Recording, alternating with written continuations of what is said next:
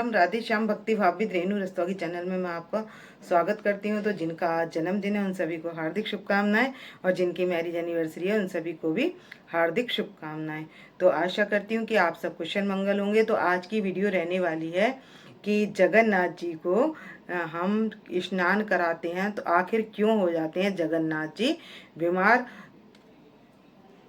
तो जगन्नाथ जी को कराया जाता है मटकों के जल से स्नान। तो 108 मटकों से स्नान कराया जाता है। तो भक्तों, गर्मी चाहे कितनी भी हो लेकिन मटकों का जल ठंडा ही होता है, इसलिए ज़्यादा स्नान कराने के कारण जगन्नाथ जी हो जाते हैं बीमार। तो हम करा लेंगे अब करा लेंगे पंचामृत से स्नान। तो पंचामृत से स्नान कराएंगे। तो ये देखिए, ओम नमो भगवते वासुदेवाय, इस तरीके से हम इनको पंचामृत से स्नान करा लेंगे। और इसके बाद कराएंगे हम, ये है हमारी सुभद्रा। तो ऐसे ही हम सुभद्रा जी को करा लेंगे स्नान। और सभी को स्नान आप चाहे मिट्टी के बर्तन में भी ले सकते हैं और चाहे तो स्टील के बर्तन में भी ले सकते हैं। और अब यहाँ बलभद्र जी, तो इनको भी स्नान इस तरीके से करा लेंगे। तो इनका हो गया पंचामृत से स्नान। और अब करा लेंगे शुद्ध जल से स्नान। तो आपने भी इसी तरीके से एंगल बना लेना है दर्पण से।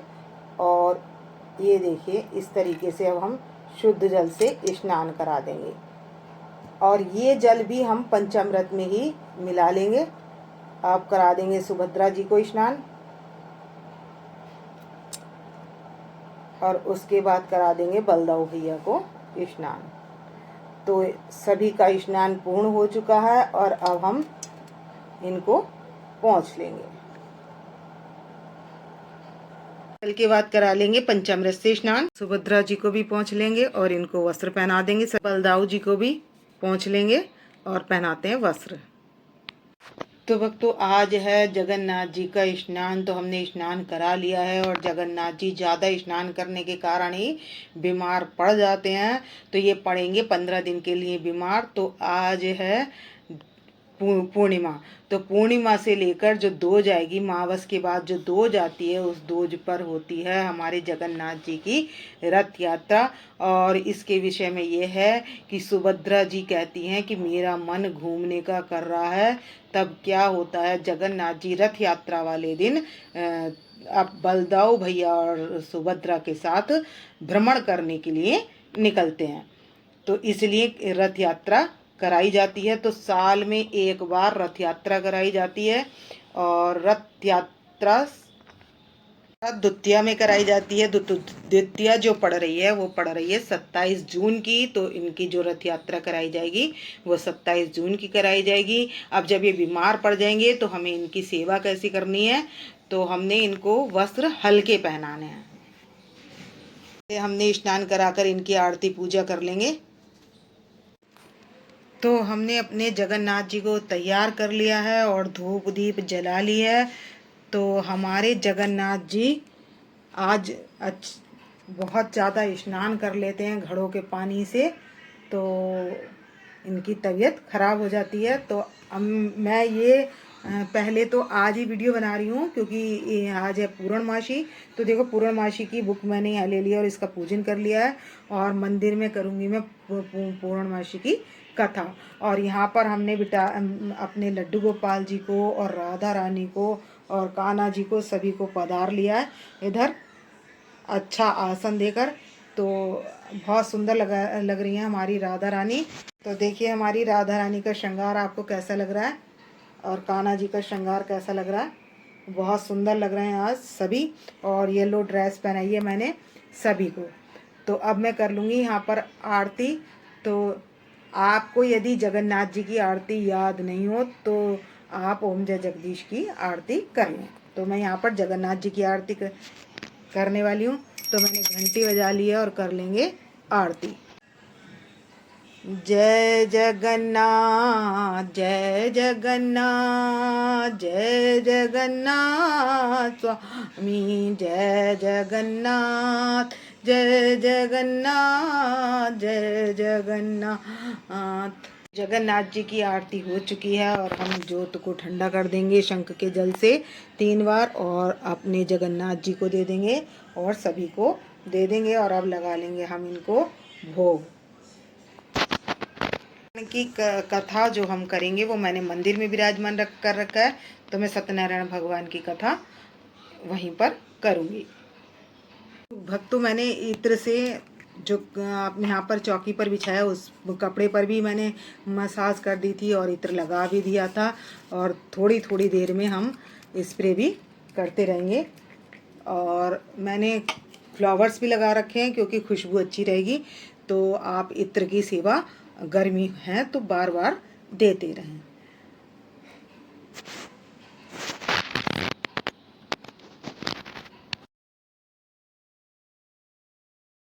तुलसी पत्र का ये गुच्छा जो हम अपने जगन्नाथ जी के पास अर्पित कर देंगे, क्योंकि तुलसी के बिना हमारे जगन्नाथ जी भोग नहीं लगाते।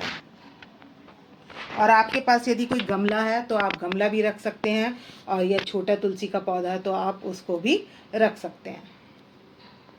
कलयुग के जो प्रत्यक्ष देवता हैं वो हैं जगन्नाथ जी।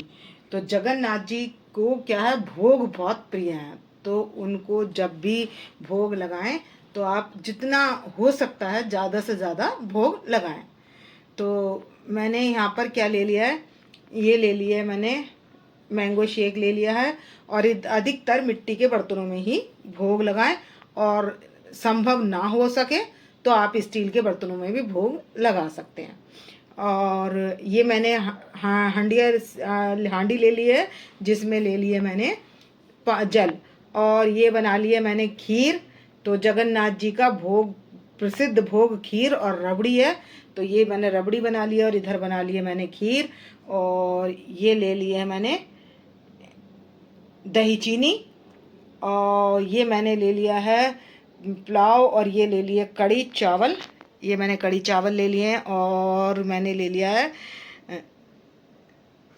गुलाब जामुन, और इधर मैंने ले लिया खीरा अनार, और इधर मैंने फल ले लिए हैं ये 2-4 पपीता केला, और ये पापड़ ले लिया है, और ये ले लिया है करेला सब्जी में और मिर्च वगैरह। तो इस तरीके से, और यहाँ पर ले लिए मैंने रोटियाँ। तो इस तरीके से भोग लगा लेंगे। तो बात कर लेते हैं कि अभी तो हमारे जगन्नाथ जी स्नान करके चुके हैं, तो उनको लग रही है बहुत ज़ोर से भूख। तो हम सबसे पहले क्या करेंगे, घंटी बजा लेंगे। और हमारे छोटे लाला को और लड्डू गोपाल जी को भी सबको भूख लग रही है, तो मैंने सभी को एक साथ इसी चौकी पर विराजमान कर लिया और सबको घंटी बजा देंगे और भोग लगा देंगे। और घंटी ना बजा सके तो आप ताली भी बजा सकते हैं, 3 बार ताली बजा सकते हैं। तो और इनको लगा देंगे भोग। और ये भोग प्रसाद 15 मिनट के लिए इनके पास रखेंगे और ये बन जाएगा प्रसाद।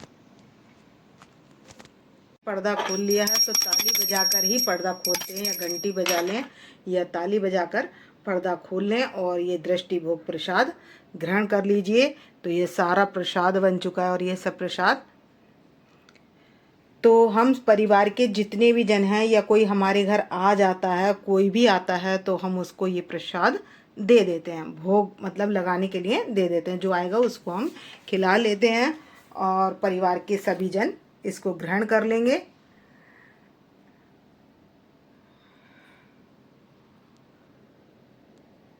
और ये हमारे लगा रहे हैं जगन्नाथ जी भोग, और साथ में लड्डू गोपाल जी भी। कि विदित होता है कि भोग जगन्नाथ जी को बहुत प्रिय हैं, इसीलिए संसार में क्या है, कलयुग में भोग सबको ज़्यादा प्रिय हैं और कोई चीज़ इतनी प्रिय नहीं है। तो ये किसका असर है, ये कलयुग के नाथ का असर है। लेकिन इसको हम सांसारी दृष्टि से जो देखें तो इसके भाव उज्जवल करके देखें। भोग का मतलब वह विचार नहीं है। इसलिए आप इसको समझें और शुद्ध सात्विक भाव से भोग बनाएं, यानी कि कई तरीके के व्यंजन बनाएं और अपने जगन्नाथ जी को भोग लगाएं।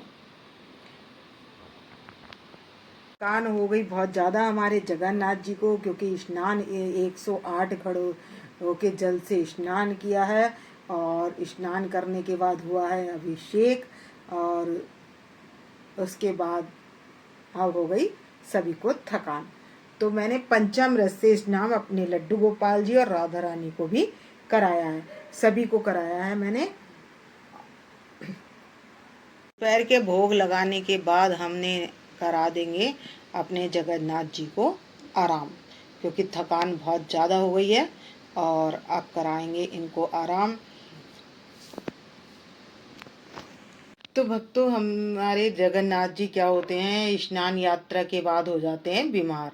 तो अगले दिन जब बीमार हो जाते हैं तो उनकी सेवा हम कैसे करें। तो आप जहाँ पर भी आपने पधार रखा हो तो इस तरीके से उनका बिस्तर तैयार रखें, उनको आराम कराएं ज़्यादा से ज़्यादा। तो थोड़ी बहुत देर के लिए आप जैसे उठाते हैं, सेवा तो हम ऐसी करेंगे, मतलब जैसे दर्पण में है वैसे कर देंगे, हल्की फुल्की सेवा करेंगे। और क्या देंगे इनको, जैसे कि काढ़ा दे देंगे, और इनको हम खिलाएंगे फल वगैरह खिला सकते हैं। एक आध दिन ऐसे करेंगे, और फिर हम उसके बाद जैसे जैसे तबीयत थोड़ी थोड़ी ठीक होती जाएगी तो हम क्या करेंगे, दाल चावल का भोग लगा देंगे, दाल का पानी है इस तरीके से खिला देंगे, पतली दाल खिला देंगे, खिचड़ी बना लेंगे और दलिया बना लेंगे। जैसे जैसे ना कि जैसे हमारे बच्चे जैसे बीमार हो जाते हैं तो शुरू में थोड़ी ठंडक की वजह से परेशानी होती है, तो हम ऐसे ही हम अपने भगवान की सेवा करेंगे। क्योंकि भाव यह है कि हमारे जगन्नाथ जी बीमार हो जाते हैं तो हम उनको जैसे पपीता खिला देंगे, आम खिला देंगे, जैसे हल्के हल्के फल हैं तो फल खिला देंगे। तो इस तरीके से हम लगाएंगे अपने जगन्नाथ जी को भोग, और सुबह उठाएंगे और उठाने के बाद थोड़ी देर उनको भोग लगाकर फिर विश्राम करा देंगे। तो अधिकतर हमारे जगन्नाथ जी इस समय पर विश्राम में रहते हैं। तो मैंने ये शॉर्ट में इसलिए बता दिया, पता नहीं वीडियो कितनी लंबी हो गई होगी। तो अब हमने इस तरीके से अपने जगन्नाथ जी की सेवा करनी है। तो मैंने यहाँ पर जगन्नाथ जी का बिस्तर लगा लिया है। तो इस तरीके से अब हमारे जगन्नाथ जी, और ना मैंने हल्के हल्के कपड़े पहना लिए हैं ये, तो आप भी ना कॉटन के कपड़े पहनाएं, जैसे कि गर्मियों में ज़्यादा परेशानी ना हो। हैवी वस्त्र, इनकी जो ड्रेसें आती हैं ना वो बहुत हैवी हैवी होती हैं, प्लेट वगैरह काफ़ी हैवी हो जाती हैं। और ये मैंने हल्की हल्की नोट बांधी हुई है जिस पे मैंने आराम से लिटा दिया है, और इन्हें लिटा दिया मैंने बलभद्र जी को। तो इन्हें सबको आराम से मैंने लिटा दिया है, और पूरी कंफर्ट वाली ये मेरी जो है ये गद्दा जो है ये भी बहुत आरामदायक है। और मैंने कॉटन की शीट भी बिछा ली है जिस पर ये जगन्नाथ जी आराम कर रहे हैं। तो और मैं उड़ा दूंगी इनको चादर वाली, नेट वाली चादर है। तो जैसे अभी तबीयत खराब है तो क्या करेंगे, क्योंकि गर्मी काफ़ी ज़्यादा हो रही है तो हमें अपने जगन्नाथ जी का ध्यान रखना है। तो इस तरीके से क्या करेंगे, इनको हम हल्की हल्की इस तरीके से मैं ये चादर उड़ा दूंगी, फेस खुला रहने देंगे, इस तरीके से इनको करा देंगे। अब इस तरीके से इनको करा देंगे आराम, और इनके पास में एक रख देंगे जल का मटका, मटका भी रख दिया है और ये रख दिया है, क्योंकि जब तबीयत खराब होती है तो प्यास लगती है। तो इस भाव से, तो इस तरीके से तो हम अपने लड्डू गोपाल जी की सेवा इस तरीके से करते हैं, तो हम अपने जगन्नाथ जी की भी सेवा इसी तरीके से करेंगे। ये देखिए, तो आपको अब 15 दिन तक तो इनकी सेवा ऐसे ही करनी है, उसके बाद निकलेगी रथ यात्रा। तो भक्तों, इस वीडियो को करूँगी मैं यहीं पर एंड। यदि आपको मेरी वीडियो पसंद आए तो प्लीज़ लाइक करें, सब्सक्राइब करें और शेयर करना ना भूलें। भक्तों, राम राम, राधे श्याम।